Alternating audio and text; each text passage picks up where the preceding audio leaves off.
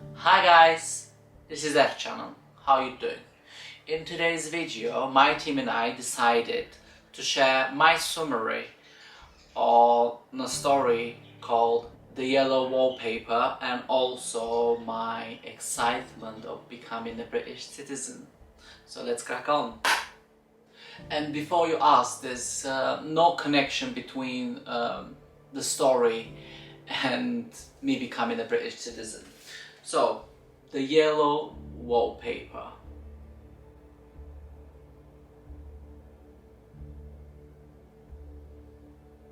So the short story is written by Charlotte Perkins Gilmer and it's published for first time in 1891. In that short story, the main character is the narrator and she's a lady that is very sick, mainly mentally, but that sickness reflects on her physical health as well. And unfortunately, in her case, her husband is a physician who doesn't understand her sickness and almost trying to convince her that she's not sick. But he's still very loving and tries his best. I'm sure that a lot of feminists will say that he was limiting her, which in some ways that's right. But I'm not gonna go down that lane and try to fight with the feminists. I will just concentrate on her mental illness. So, because the story is in towards the end of the 1800s, and obviously the role of the woman is different at that point than it's now. There's a reason I like the book, and obviously there's a reason that why I don't like the book. I like the book because it tells the story of a mentally ill person from inside out. And the reason I don't like it because it's just one-sided. So it shows everything that happens in the story only from the point of view of the ill person. Well, the story starts with the lady, which is not named, and her husband, whose name is John, going to a country house in order to the ill lady to recover from her illness. And the environment in the house is very depressing because the house is run down and the lady can see the signs of what happened in the past in the house. The fact that the house is run down and her mental state is not amazing makes very dark and depressing turns in the story. But let me say firstly something about John, the husband. John is a physician who is obviously moving to that house with his wife, the ill lady, in order to help her. And he takes all the measures that are appropriate to treat her illness at that point. And he's showing a lot of love and affection, but from the point of view of the lady, he doesn't understand her and he's almost being called as a person who doesn't agree with her being ill, which it's explained in such a way that we don't understand is it that the way how the lady understands it, or is it really that the situation, because they use terminology that are appropriate at that point for her mental and physical state. And a lot of feminists, if we have the feminist approach towards the book, we can say that he's been manipulating her in order to do whatever she has to do in order to get well. But we must understand that there were the conditions at that point, and doesn't matter how rebellious she was still unhealthy at that point. So let me talk about the character development in the lady. So the narrator, let's call it the narrator, because that's how they call, because she's not named and she tells the story, and that makes her narrator apparently. Narrator. We can see the character development in the narrator because firstly she she says clearly that her mental state affects her physical state, so she's not physically able to do anything that can help her to feel better. And same time, the medical approach is not to do everything, but the fact that she's in that house, it's not helping her. She gets obsessed with the wallpaper, which is yellow, and in her understanding is dreadful and hideous, and she's so obsessed with it, and she start spending all nights looking at the wallpaper and following the way the light enters the room, and she engaged her in imagination with the physical world, and she starts seeing patterns, and later in the story the patterns start moving with the lights combined with her imagination, and that's when we get the, how can I say, the switch between in the truth and the fiction, and we can see her absolute deterioration mentally. She starts seeing a lady in the pattern, and she starts seeing her outside the pattern, inside the pattern. She, in some point, she realizing that the lady in the wallpaper is her.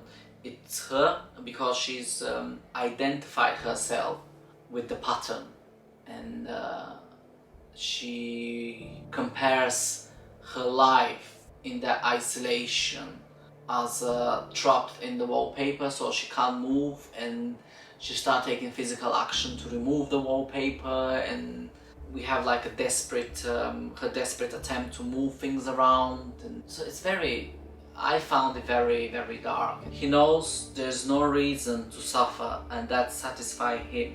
That the narrator says this about John because John doesn't understand her, and she's suffering because he can't see the reason for her to be ill. In different places in the story, she says that she doesn't agree with what is being expected from her to basically rest. And she writes something that I agree with the narrator. And she says, "Personally, I believe that conjectural work with excitement and change will do me good." This is the approach that she thinks to take in order to feel good.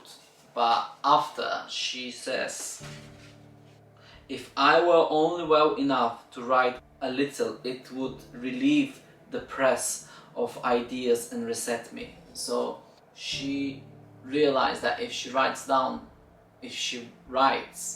that will do her good, and she does write secretly, but she feels very tired when she does it, but she carry on writing, and because she's very scared to write about her conditions, she start writing about something that's outside her, and that's the wallpaper, and that's when it gets really twisted, because the things that in her mind, she projects them to the wallpaper, and she start hating it.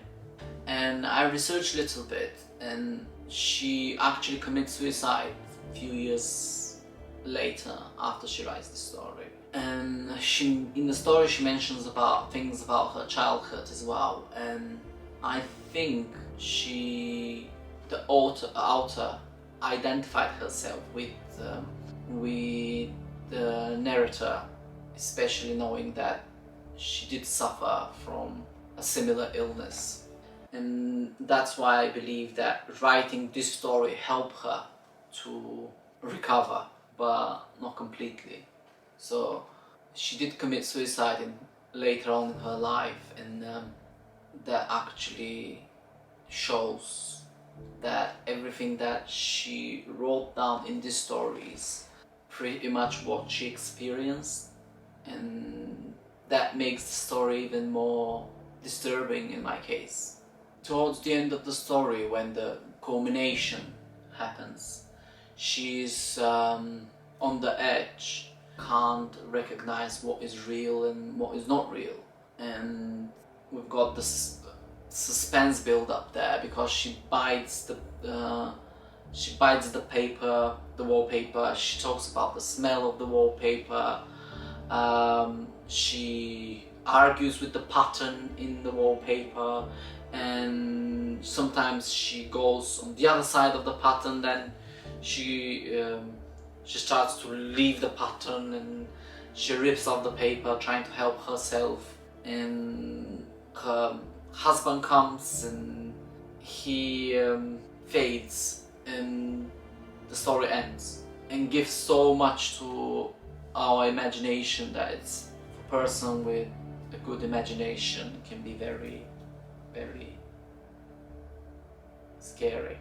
I would suggest to read the story, but read it knowingly that it's written from an ill person, and it's more like explaining how she feels and what happens in her head.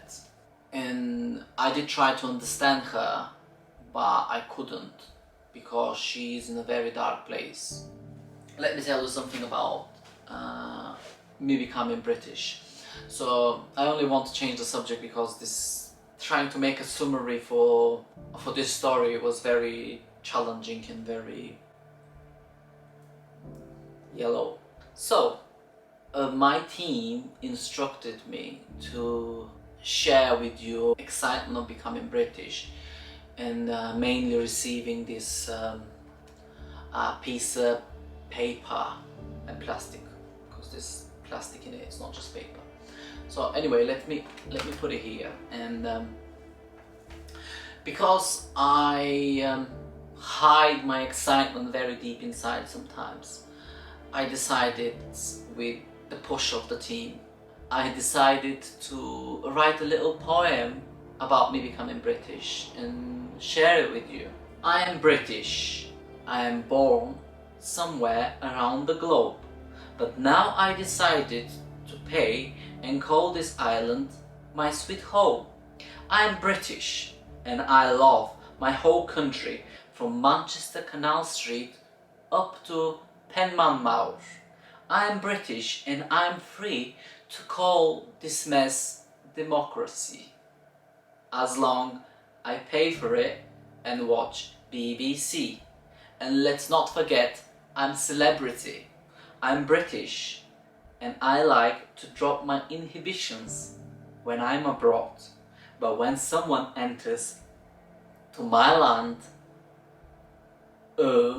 please can you act the way I like British. Thanks for watching and see you in future videos. Bye. It starts like this: I am British and I love to show my ass in Magaluf, but after decided to tune it down a little bit.